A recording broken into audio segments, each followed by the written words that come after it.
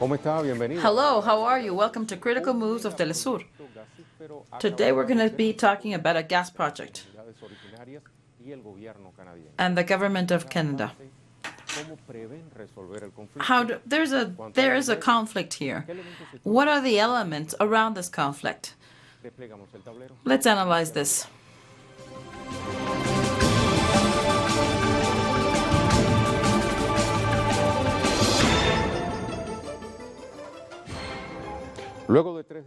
After 3 days of conversation with the authorities of the Wet'suwet'en and the Canadian government, they reached an agreement. Let's hear some of their statements. We feel honored to have the Canadian ministers in Wet'suwet'en territory. We worked with them for 3 days on topics that we were worried about. We're against the gas pipeline goes through our territory. We've told the ministers of British Columbia. So we will have more conversations on this topic. We have to keep on working in this area. We would like to thank everybody from Wet'suwet'en and from the leaders of the community. This has been a process of learning and humanity. I think it's been, like Chief Huasi says, it's been a milestone in the history of Canada. We have reached an agreement on the plans of Wet'suwet'en and the Canadian government. We will sign new agreements based on the Supreme Court decisions. We have to ensure that this doesn't happen again. We have to ensure that the owners of the rights of the territory are always at the table of negotiation. It's Canada's objective to recognize the ancestral rights and to work with them on their rights. They were very interesting 3 days for us. From the decision of 23 days ago, there has been few advance in this. And I've never seen a more productive and respectful table than this one. It has given us a agreement that will allow the Wet'suwet'en to have a position. I hope this allows us to advance with respect for everybody. Let's go to a map of this project. Gasoducto Coastal GasLink. Gas pipeline GasLink. The GasLink is based on a 670 kilometers long extension that will go from east to west, the British Columbia. And what it seeks is to increase the exportation of gas. It's in the hands of Kitimat. And after this will go directly from Kitimat to Dawson's Creek, and they will process it so they can export to Asian countries. This ambitious project is it's approximately $6.6 billion. The route was agreed on the owners, and now with the indigenous, the owners of the land and interested parties. However, the Wet'suwet'en territory people say that it will go through the territory of many indigenous communities. And according to their law, this is not allowed if there is no consentment. And they say that the rights over those ancestral lands, according to the Supreme Court, they were never given to the Canadian government. And the area where the gas pipeline is considered strategic because the Douglas Creek that is near Kitimat gives easy access to transport the gas.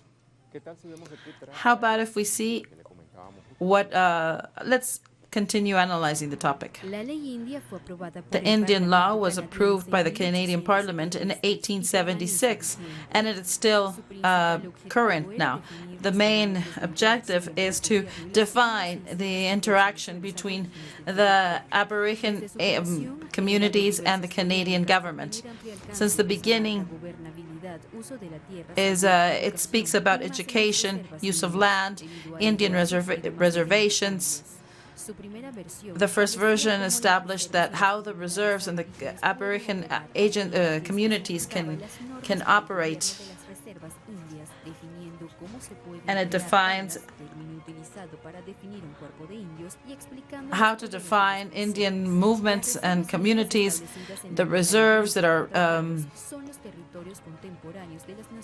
are defined as their own property according to a treaty were given to the government. The legislation defines who is recognized and not recognized as an indigenous person. It prohibited the religious ceremonies and the access to Canadian tribunals. Many Canadians were imprisoned because they were practicing their traditions. There were established also aspects like who is indigenous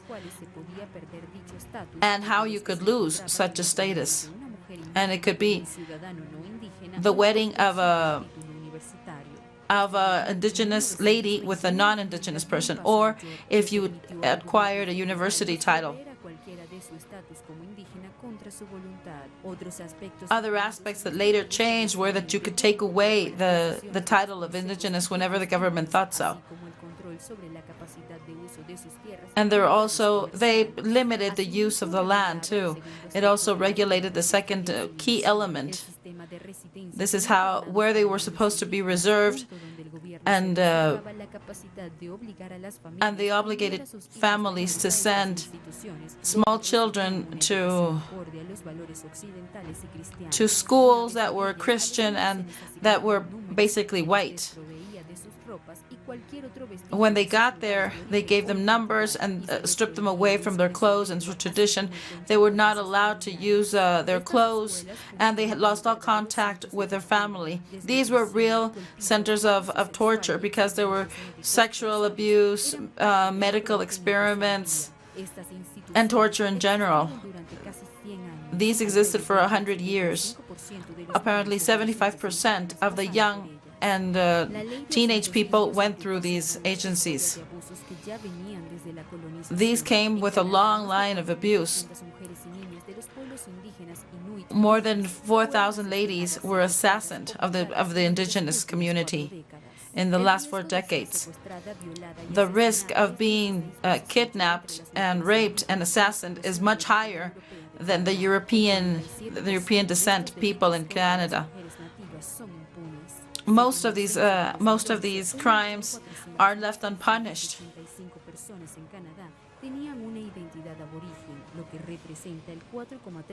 There's almost 4% of the total population that has indigenous descent. Let's check our digital websites. What does Global News say? Of March 1st, it says there's an agreement between the chiefs of Wet'suwet'en and ministers of the government after 3 days of conversation. It says, however, the agreement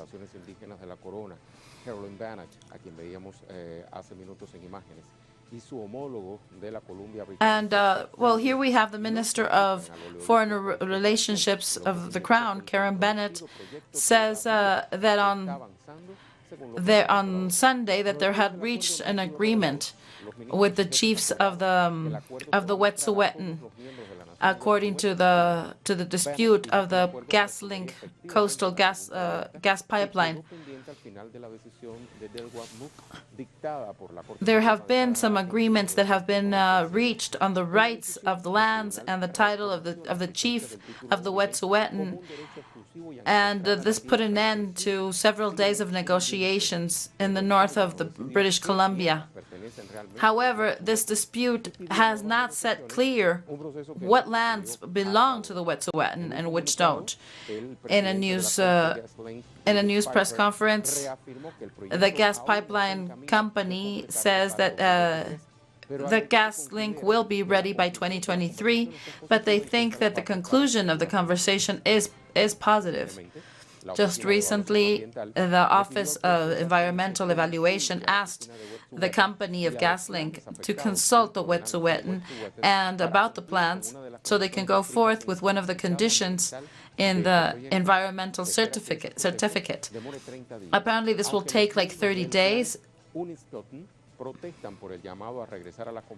However, not everybody wants to go back to the tables of negotiation.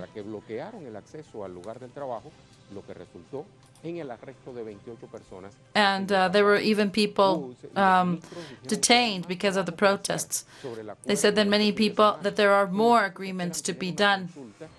And the chief said that there will be more conversations in the upcoming weeks.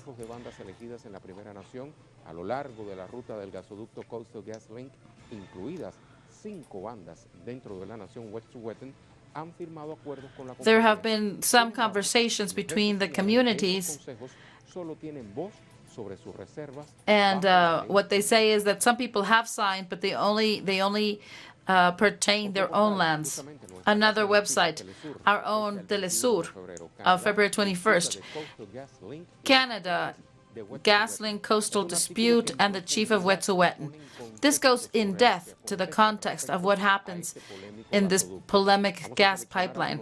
Let's select some of the paragraphs. Although 2 of every 5 Canadians, this is 39%, say that they have solidarity with the Wet'suwet'en community, according to the Angus Reid Institute, 51% of the people support the gas pipeline. If the question is, what do the Wet'suwet'en chiefs say? What do they propose? They propose to have peace, and they will find every means necessary to find a pacific solution. And they say that their mission is focused on preserving and improving the culture and tradition of their community. At the beginning of the month, they presented a denouncement so they could stop the construction, so they can expand it for 5 years more. GasLink has not gone through with the conditions, with the original conditions of the environmental conditions.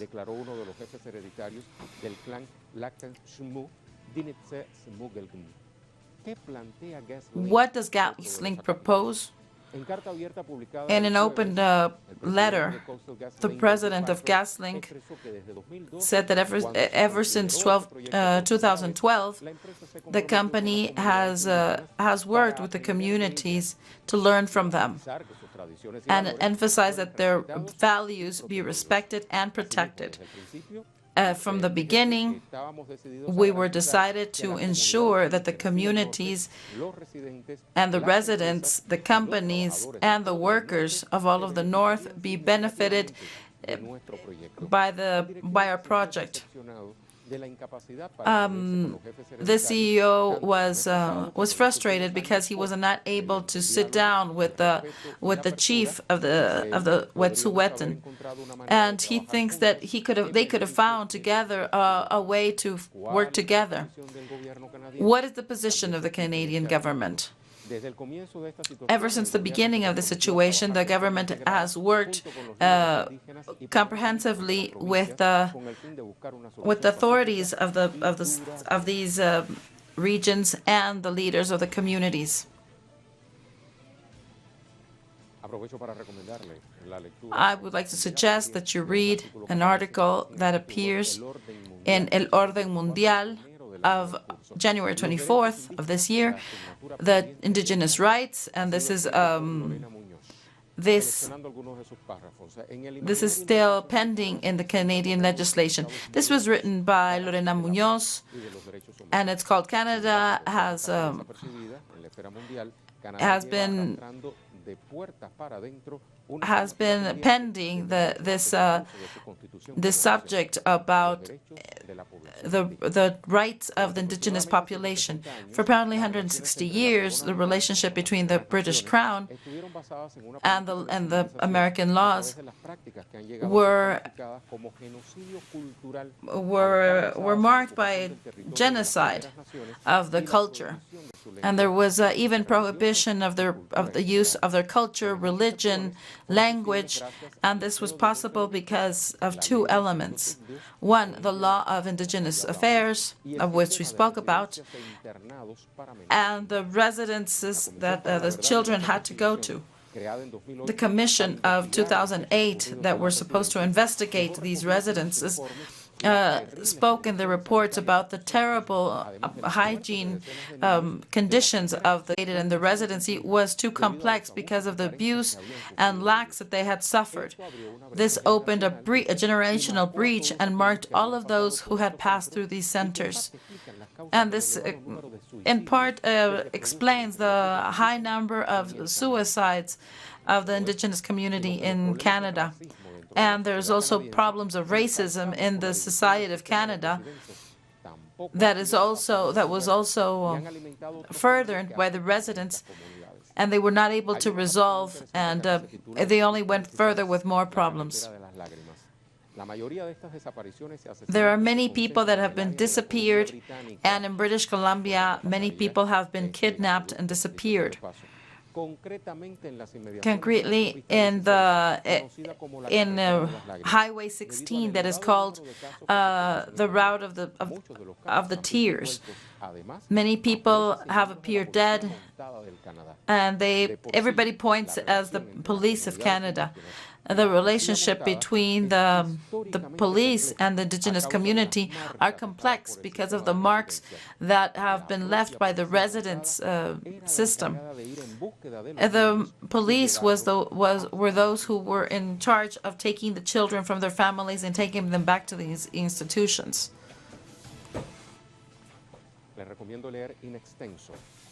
This article is really interesting, and I suggest you read it.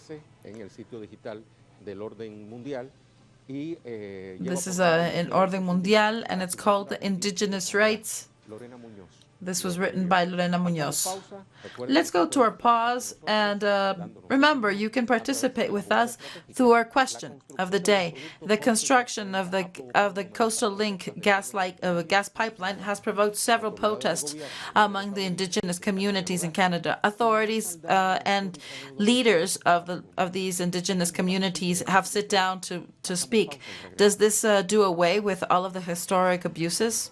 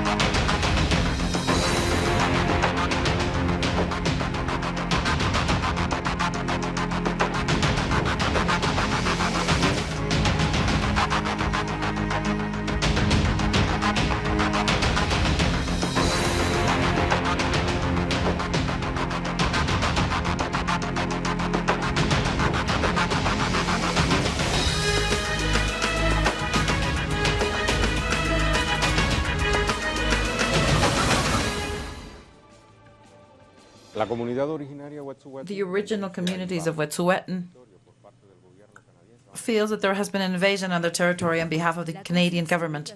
The construction of the GasLink gas pipeline has created tensions between the indigenous community of this country and the government. The protests that began in the Wet'suwet'en, that is located in the British Columbia, denounce that they have been taking over lands, and this is a threat against the environment. The chiefs have always offered a solution to dialogue, to find reconciliation. One of the leaders say that GasLink did not go through with all of the conditions that were detailed in the environmental certificates in terms of respecting the territory of the Wet'suwet'en. On its behalf, the Prime Minister, Justin Trudeau, has been harshly criticized by those who ask for action and remind him of his commitment to find reconciliation between this indigenous community and companies. The last 15 days, the protests have expanded to other native territories. They were even able to close the borderline between Canada and the United States. Local news outlets say that since the beginning of these protests, the government said that they would work along with the indigenous leaders to find a pacific and long-standing solution. And let's speak with my guests. Fernando Lujo from Mexico, and in Mérida, Venezuela, we have Miguel Jaimes. He's an expert in international relations.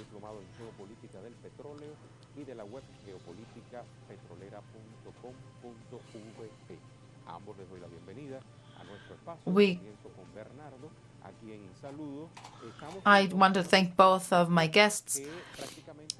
Juan Bernardo, I would say that this is the tip of the iceberg that goes back a long time for this historical debt that the British Crown has with these original communities. In fact, thank you for this opportunity. I think that from América Sin Muros, we have seen this situation that is very delicate.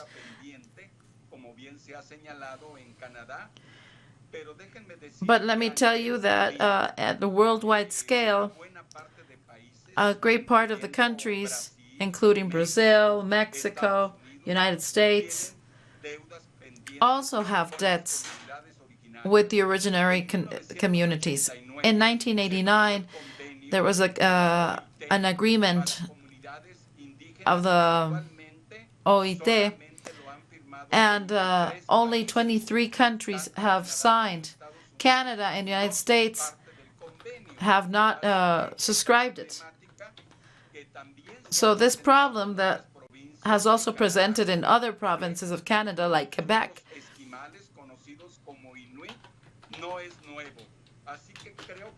and these problems are not new. So it's important to see the context of 500 million indigenous in the world. And we've said that many times the census underestimate the originary communities. So now what happens in this community, in the Sowet community, and this is a phenomenon in many places.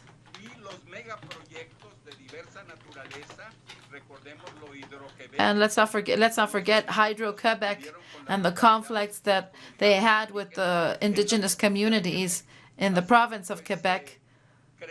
So I think that there are things that the government of Trudeau has done well, but in terms of habitat and indigenous territory has not been respected, regardless of judicial authorization. I think many countries underestimate how important the importance for the indigenous community, sacred sites, and many times the habitat that is destroyed.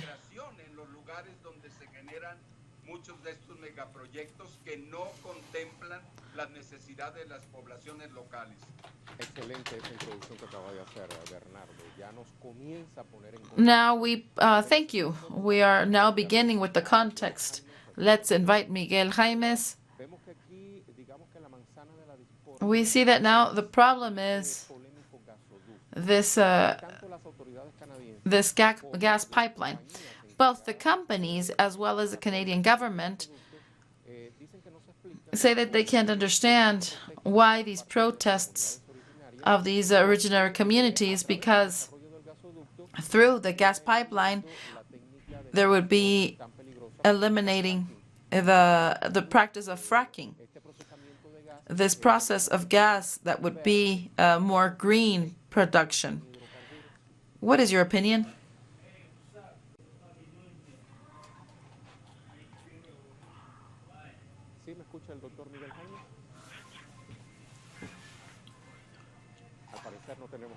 Apparently we don't have any communication with Miguel Jaimes.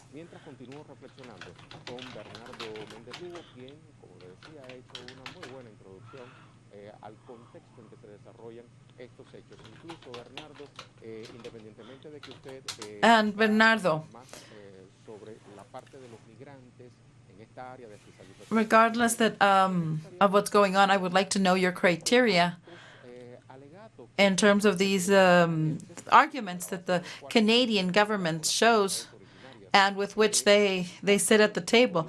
Are they aware, the government of Canada, are they aware inmersas en este proyecto, es consciente el gobierno de Canadá are they aware that la importancia how important del respeto and the a respect las leyes to the law of these originary communities, a respect that is based on their veneration to nature? Well, let's say in terms of discourse and to give them their rights. I was there last year in Ottawa at an international conference of cities and migration organized by the government of Canada. The first activity of the conference was a ceremony of the originary people of Ottawa, and in that sense, many of the activities that the government carries out always highlight the rights and traditions of the communities. Here, the problem that also happens in Mexico, obviously there are many problems in the Amazon and in China too. So this is a problem that must have an international dimension. Canada has this attitude, this government attitude of giving the original communities their rights. The problem is that when this clashes, when private companies or where private projects like the Quebec Hydroelectric Company that were affecting of the territories of the Eskimos, this is when there's a contradictory situation, because regardless that the Prime Minister says that they do respect their rights, but when it's time to approve development projects, there is no due respect, and there is repression on behalf of the police. So I think that there are nonconformity between the practice and the discourse. Thank you. I think I agree with this reflection, because we see that there's a double discourse. On one hand, you have cultural activities, and you see that the government is favorable to respect the traditions of the originary communities. But when there are projects that define the economic development of an area, regardless of any destruction of nature, then the policy is different. This is true. In the case of the tri-national agreement of free trade agreement that was just renewed with Canada and Mexico, United States, and Canada,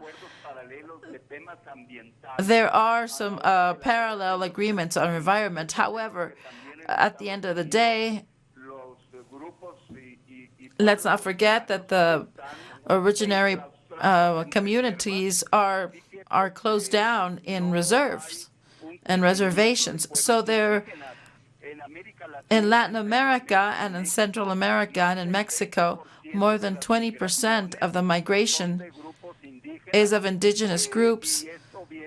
And this comes because many times they have been expelled from their projects due to modernization projects that don't see them. Be these mega projects of rails, of railroads, of roads, tourism, but they invade their territories and their habitat. And in this sense, this is a problem, not only in Canada, but in many countries of the world. And we must be all very alert to see what happens in the Amazon with the very important reserves that are the lungs of the world, and what you mentioned of how this unbalance creates with projects such as these. And of course, this affects the habitat and the way of life of the people who live there.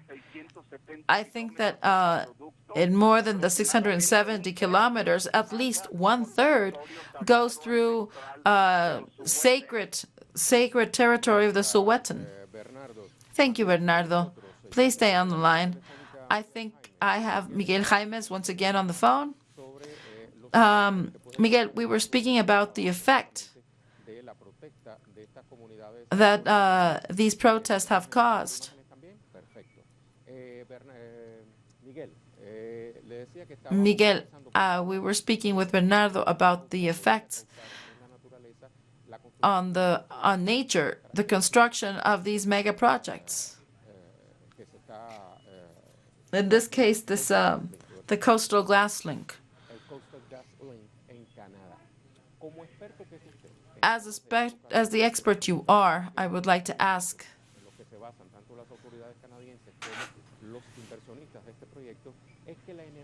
would be if the energy would be greener. This is less invasive.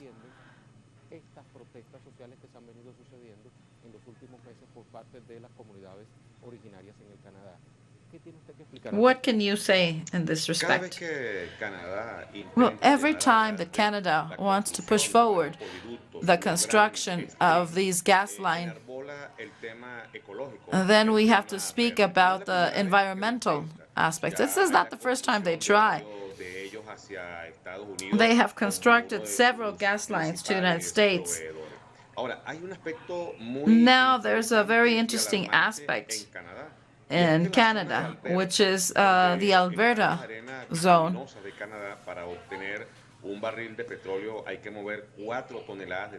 where you have all of the oil.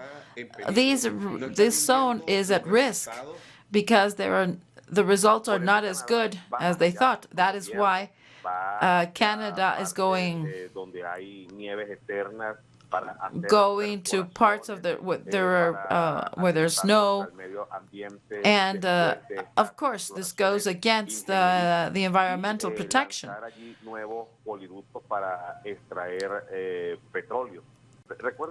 Let's not forget that the industrialized world, they try to obtain the non-conventional oil, which is the heaviest one. This is because there is a risky situation.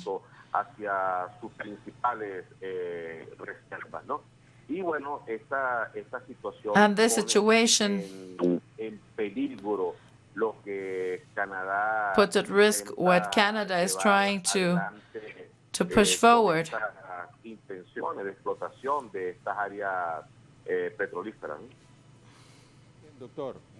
Thank you, Doctor, for speaking with us. Let's go to a pause, and I would like to ask you both to stay with us.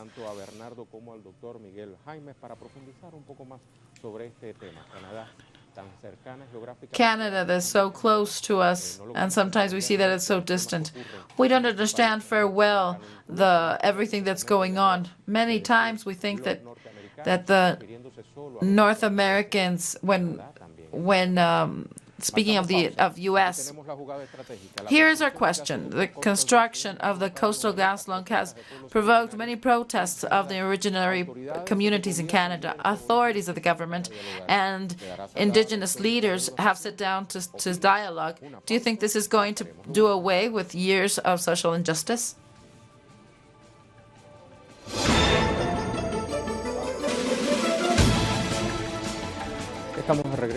We're back. Let's see what Prime Minister Justin Trudeau has to say about the defense of climate and diverse commerce. Let's see what he has to say.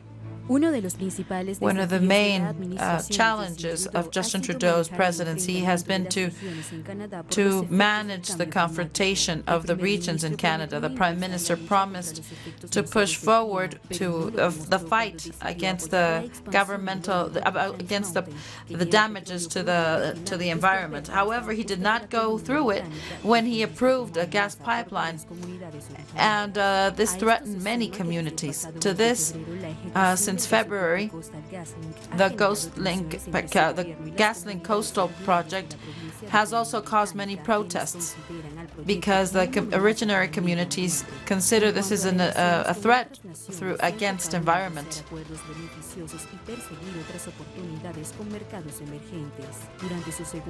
During his second period, the focus has been on trying to go through with peace in the United Nations. He also promised to have a foreign policy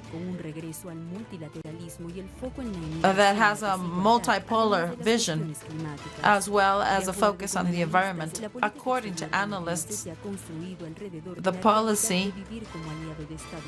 policy of Justin Trudeau is always focused on being aligned with the United States.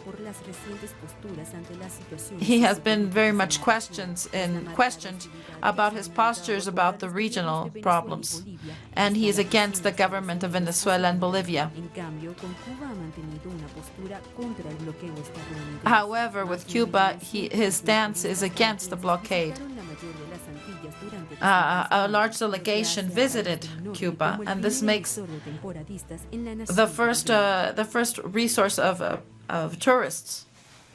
De geopolítica vamos a hablar a continuación. Of geopolitics is what we're going to be talking about. Although we have seen some elements.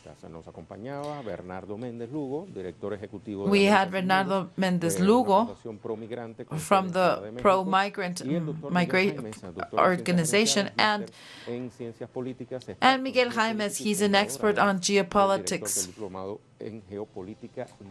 and he's also a scholar. Dr. Miguel Jaimes, I would like to ask, how do you think the government que por un lado, como bien planteaba en la entrevista anterior Bernardo, se manifiesta solidario con says that it has solidarity with the originary communities, but on the other hand, they support these projects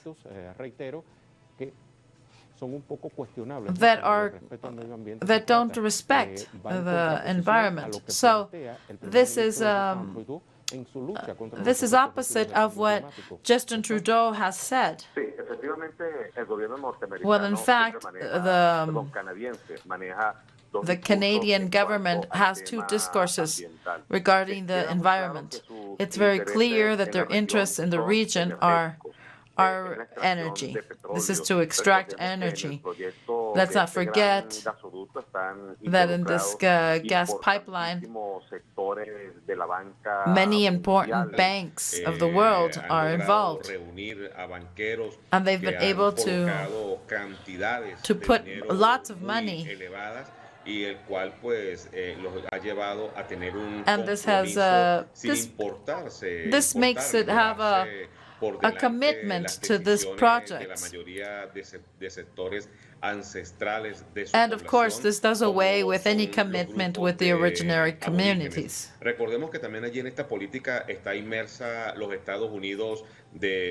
And let's not forget that the United States is one of the main governments that is pressing, because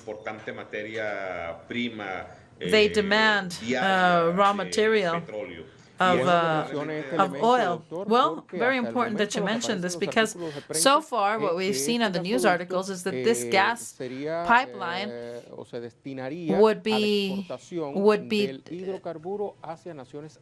would want to export this oil to the Asian countries.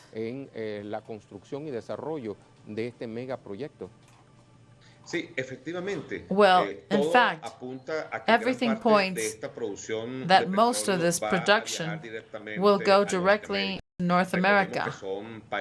Let's not forget that they are border countries, and some of the other projects, United States and the U.S. have invested to carry out these projects that aim against the development of their communities. Thank you, Doctor. Please stay with us. Bernardo, a topic that we don't want to leave outside is cuando vemos en las páginas de la historia del Canadá, when we see the history of ese Canada, asunto is this de los affair centros en los cuales fueron of these centers recluidos where no pocos niños many pertenecientes kids and a pueblos teenagers originarios were y que, secluded. no sé si casualidad, And gran we don't parte know de if it ellos was pertenecientes a la Columbia we don't know if it was a Británica, coincidence, but provincia most of them from the canadiense, British donde hoy se está Columbia, discutiendo where el now trazado y desarrollo de este this gasoducto, gas pero que ha pipeline will dejado be una profunda developed. huella But of en course, esa it has población, left a big scar in por las that vejaciones community de because las of the cuales fueron abuse víctimas that they were desde que victims eran of. muy pequeños y que ha derivado, por ejemplo, And en numerosos suicidios al día de this hoy. has driven many people to suicide. El tema de niños, In fact, this topic of children adolescentes, and teenagers of indigenous communities is very relevant. I also want to take advantage to de mi amigo venezolano Bernardo Álvarez Herrera, to speak about my friend Bernardo Alvarez Herrera. He's a Venezuelan who defended the energy sovereignty in his as an ambassador. I recognize his great work by Bernardo Alvarez Herrero. He was a great friend who passed away 3 years ago. In this sense, I believe that we must be very vigilant on what happens now, where there are these confrontations. And these days, there are being the destiny of this gas pipeline is being decided. And of course, this fact of the indigenous children and teenagers niños migrantes que han sido pues detenidos y mantenidos en situaciones muy adversas con gran vulnerabilidad. I think that at a world scale, to speak about children and childhood is also a pending topic, especially for the indigenous community in many of our countries of North America and many parts of the world, because there has been very delicate policies in protecting the rights of children.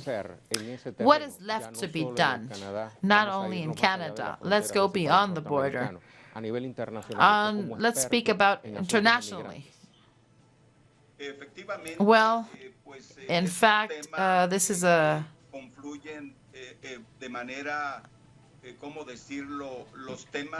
topic where the environmental issues and the rights of the originary communities, everything that currently happens in many places of the world with great big projects, generally there is no consideration for the indigenous rights, for the territory, and many times they have been very effective in preserving biodiversity of the countries. The policies of conservation that these groups have is lost, and we also lose the richness in the way that these originary groups solve and act in terms of in regards to nature. Right now in Mexico, there is a census of population, and it's very important to consider other populations, like the Black community that were not originally considered in the census. And from my organization, we have been pushing forward, but that many indigenous communities have migrated to big cities and are in a different habitat, but we should also defend their rights. We're speaking of the city of Mexico, of more than 2 million indigenous people that, due to adverse conditions, they have had to migrate from their communities. And they come from Veracruz and Oaxaca. So we owe these communities. There are more than 65 different languages and a diversity of communities. es una población maya, así que creo que debemos ver este So I espejo think that we de lo should que see sucede en la this Colombia mirror at británica, what happens in the British como algo Columbia que también nosotros tenemos que hacer, as something that we solamente have la to do. solidaridad Not only solidarity with the originary communities of Canada, but also with the United States and in our own continent. Bernardo, muy agradecido por Bernardo, estas thank you explicaciones very para la much for your audiencia de la explanations jugada crítica de for our Televisión. Hasta audience. muy pronto. See you soon. Muchas gracias desde América Sin Muros a sus órdenes. Thank you very Muchas much gracias. too. También le agradecemos al doctor Miguel Jaimes. And I also want to su thank Dr. participación Miguel en nuestro Jaimes in his programa. participation in Vamos a our la program. conclusión. Let's go to our conclusions.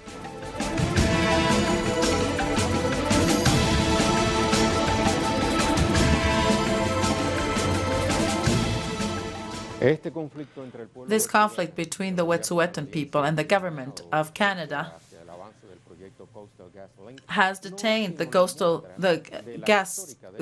GasLink coastal project. This is a long problem that has gone on forever. The Crown of British Columbia says that although they have sat to the table, it doesn't mean that they're going to suspend the project, because the most important thing is money. These projects are all money driven. For today, this is all. See you tomorrow.